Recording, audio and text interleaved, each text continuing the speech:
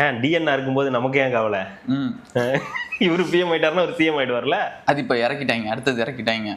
இப்ப போட்டா என்ன வந்து தனுஷ்னு போடுங்க, அடுத்தது என்னன்னா என்ன கரை தானே? இல்ல இப்ப போட்டீங்கன்னா என்ன வந்து வெறும் தனுஷ்னு போட்டுருவீங்க. 5 வருஷம் கழிச்சுன்னா கவுன்சிலர் தனுஷ்னு போடுற நிலைமை வந்துருட்டாங்க. கவுன்சிலரா? சிஎம்னா ரொம்ப பெருசா இருக்குது, வேணாம்ப்பா கவுன்சிலர் வச்சுக்கலாம்ப்பா அப்படின்னு இப்ப அவங்களே இறங்கி. எனக்கு தனுஷ் அவர்கள் இப்ப ரீசெண்டா இதெல்லாம் பண்ணும்போது பார்க்கும்போது இந்த இளநீ காமெடி தான் ஞாபகத்துக்கு வருது. பார்த்துருக்கீங்களா? வடிவேலு, செந்தில், கவுண்டமணி. இளநீ எங்க இருந்து? என்ன தம்பி இளநீ புதுசா பணம் வந்துருச்சுல? என்ன? ஓ சிங்கப்பூர் பணம். Okay okay.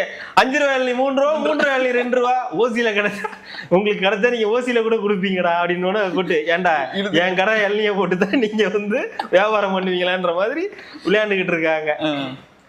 இது தெரியாம இந்த கரா வில் பி ரிலீஸ் ட்ரைலர் பயங்கரமா இருக்கு, லுக்ஸ் லைக் சூப்பரா இருக்கு அப்படின்னு போட்டு கலாச்சிக்கிட்டு இருக்காங்க. வரும்போது இருக்கு உங்களுக்கு எல்லாம் தெரிக்குன்னு போட்டுருக்க.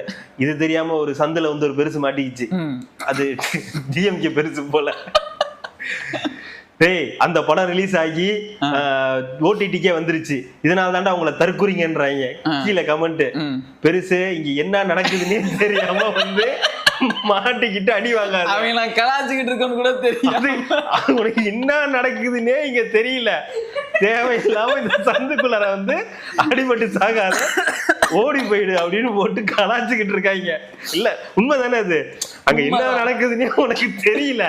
இவரு ஏய் அந்த படம் ரிலீஸ் ஆகி ஓடிடிக்கே வந்துருச்சு, இதனால தானே அவங்கள தற்குறீங்க கண்டுபிடிப்பியா? வாங்க